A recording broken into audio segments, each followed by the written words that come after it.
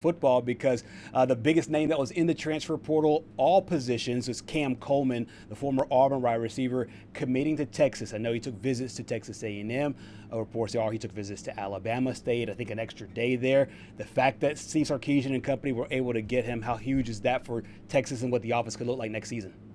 Well, it's so big, and in this time of year, interesting, guys, where every day all you're doing is refreshing. And I said it. Oh, he left Austin, and you lose him without getting a commitment, and he's going to go to Lubbock, where we know how much money they're willing to spend. Then he's going to go to College Station. Then he's going to go to Tuscaloosa. Well, Texas is going to be such a distant memory. How are you going to get him? But obviously they pulled it off, and so I mean I'm sure Arch Manning had a lot to do with it. There are reports here that Ryan Wingo was a big recruiter of Cam Coleman, Nice. Which if that's accurate, that tells you a little something about Ryan Wingo. As far as, hey, another great receiver, takes a little heat off of him. Don't forget there's Emmett Mosley as well. That's three pretty good receivers, assuming Mosley's healthy from the Citrus Bowl injury. And then you got guys like a Khalil Lockett who made that catch in the Citrus Bowl. Now there's, it's almost like one in, one out, right? So, they lose Parker Livingston. They lose DeAndre Moore.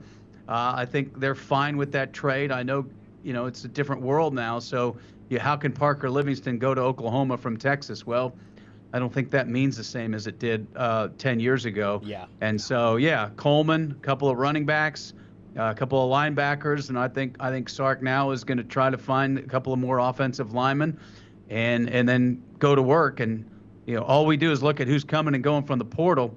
It's also what's remaining, and I think it starts with the quarterback and Arch Manning. Absolutely. You brought up the running back situation, and I do feel like if one of those backs that they bring in can catch fire, then this offense is pretty much going to be unstoppable. Of those that Sark is bringing in, who are you most high on? It's so different, guys, when you look at Raleek Brown from Arizona State and Hollywood Smothers, who, by the way, started his career at Oklahoma, but from NC State, because these guys are lightning, and that's what they didn't have. Trey Wisner was good at time. He was explosive, but he Jaden Blue was their explosive guy last year. And then C.J. Baxter, unfortunately, with the injuries, and he was a bigger back anyway, so just not that explosive. So it's a much different look. Both the guys have good receiving numbers, and that's a big part of Steve Sarkisian's offense is getting the backs involved. But they are home run hitters, and that's something they did not have. Now, the residue is going to be Christian Clark, who gave everybody so much hope with 100 yards plus against Michigan. Looks like he's going to look for a new home. You can't blame him, right? But I think it's going to change this offense dramatically. You go back a couple of years, and they had Blue, a guy Keelan Robinson, remember him from Alabama, who was pretty electric with the football. So, I think they wanted to get more explosive, and that's what they did with these two guys. And they get Brown, and you're thinking, okay, that's a nice consolation because Ball never went into the portal.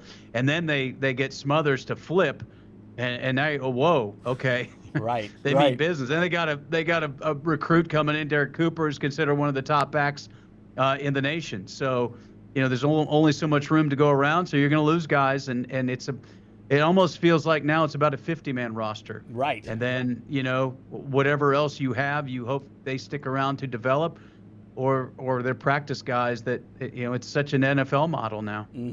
Final thing, big picture, you've obviously been around college football for a long time. Is this what we're going to see as we move forward with these programs? Because it is so hard to ignore the fact that Hollywood Smothers, he was committed to Alabama for about an hour and a half, and then he goes from Alabama to Texas. We see Eric Singleton Jr. going from Auburn to Texas A&M. We see Dylan Raiola going from Nebraska to Oregon. Big money programs that are willing to spend. Is this the new wave? I know I'm saying something obvious here about just the money and what's being given overall, but is this the new wave in your opinion as far as what we will see from here on out, that if Texas wants them, Texas will get them. If A&M wants them, they'll get them for the most part moving forward, and even outbidding some of the upper crust, so to speak, of the SEC, like your Alabamas, Auburns, Floridas, and others? Yeah, and I think another thing that's happened, I mentioned Texas Tech and in Indiana, and more has come through with Mark Cuban's interest in Indiana. I think maybe it's been a wake-up call for some schools that, everybody talks about the money Texas has, but they don't necessarily have that guy like a Texas Tech does with Cody Campbell. If they do, they're way more in the shadows.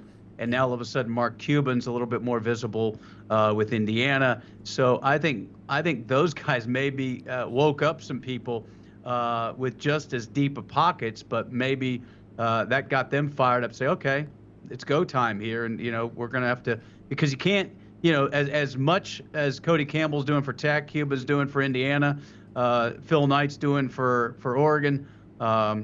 Larry Ellison for Michigan, or at least Bryce Underwood. You can only get so many guys, and you can only keep them happy for so long. Mm-hmm. So I think that's going to be it for everybody now, is all right until somebody steps in and gets some sense about this.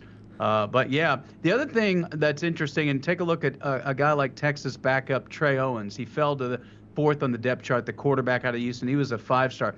He's going to Arkansas State, and you think, oh man, what a well, what's he going to do? He's going to position himself to be one of those guys next year. Yeah. You hate to say that for an Arkansas State, but that's the reality, right? Right. He's going to go play. He's not going to go – he'll still have to compete, but he wouldn't have to compete if he's going to as much as a power.